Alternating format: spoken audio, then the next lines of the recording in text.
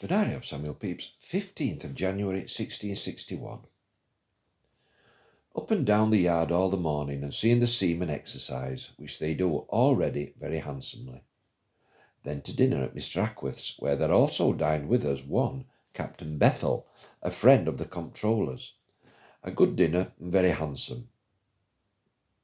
After that, and taking our leaves of the officers of the yard, we walked to the waterside, and in our way walked into the rope yard, where I do look into the tar houses and other places, and took great notice of all the several works belonging to the making of a cable.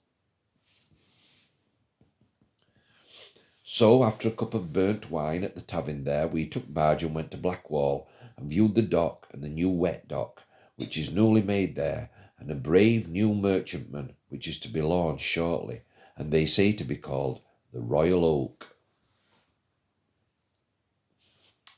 Hence we walked to Dick Shaw, and thence to the Tower, and so home, where I found my wife and Paul abroad. So I went to see Sir William Penn, and there found Mr. Coventry come to see him, and now had an opportunity to thank him, and he did express much kindness to me. I sat a great while with Sir William after he was gone, and had much talk with him.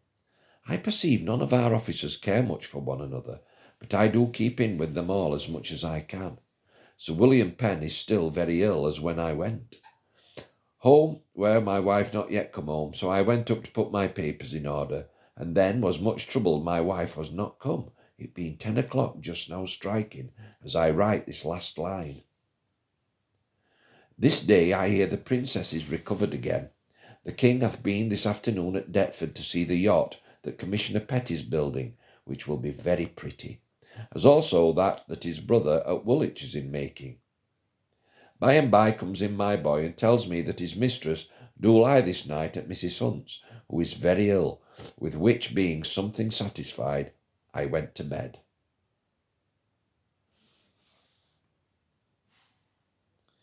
The 16th of January 1661. This morning I went early to the comptroller's, and so with him by coach to Whitehall, to wait upon Mr. Coventry, to give him an account of what we have done, which, having done, I went away to wait upon my lady. But coming to her lodgings, I find that she is gone this morning to Chatham by coach, thinking to meet me there, which did trouble me exceedingly, and I did not know what to do, being loath to follow her, and yet could not imagine what she would do when she found me not there. In this trouble I went to take a walk in Westminster Hall, and by chance met with Mr. Child, who went forth with my lady today, but his horse being bad, he come back again, which then did trouble me more, so that I did resolve to go to her. And so by boat home, and put on my boots, and so over to Southwark to the post-house, and there took horse and guide to Dartford, and thence to Rochester. I, having good horses and good way, come thither about half an hour after daylight, which was before 6 o'clock, and I set forth after 2, where I found my lady and her daughter Jem, and Mrs. Brown, and 5 servants, all at a great loss, not finding me here, but at my coming she was overjoyed. The sport was how she had intended to have kept herself unknown, and how the captain, who she had sent for, of the Charles, had forsoothed her, though he knew her well and she him. In fine, we supped merry, and so to bed, there coming several of the Charles's men to see me before I got to bed. The page lay with me.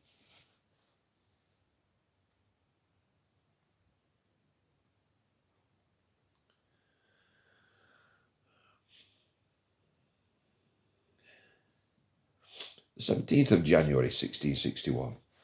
Up and breakfast with my lady. Then come Captains Cuttons and Blake to carry her in the barge on board. And so we went through Ham Creek to the Sovereign, a goodly sight all the way to see the brave ships that lie here. First, which is a most noble ship, I never saw her before. My Lady Sandwich, my Lady Jemima, Mrs. Brown, Mrs. Grace, and Mary and the page, my lady's servants and myself, all went into the lanthorn together. From thence to the Charles, where my lady took great pleasure to see all the rooms, and to hear me tell her how things are when my lord is there.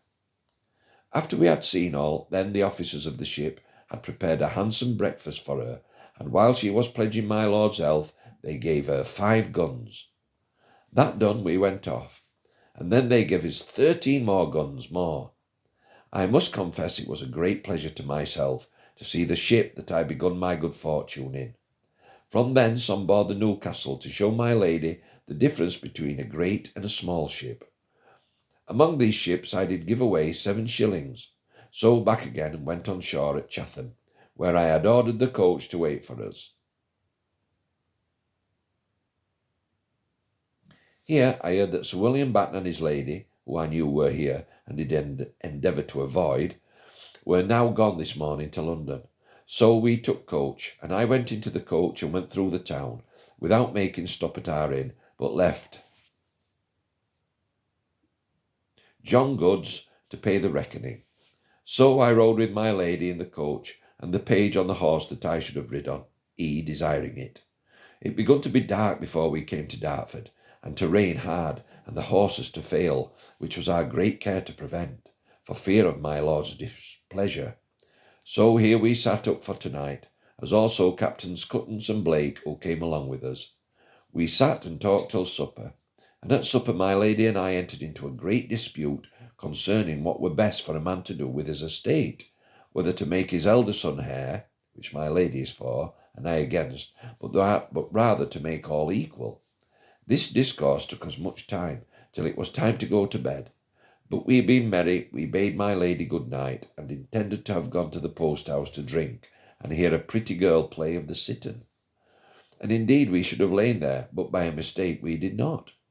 But it was late, and we could not hear her, and the guard came to examine what we were, so we returned to our inn and to bed, the page and I in one bed, and the 2 captains in another, all in one chamber, where we had very good mirth with our most abominable lodging.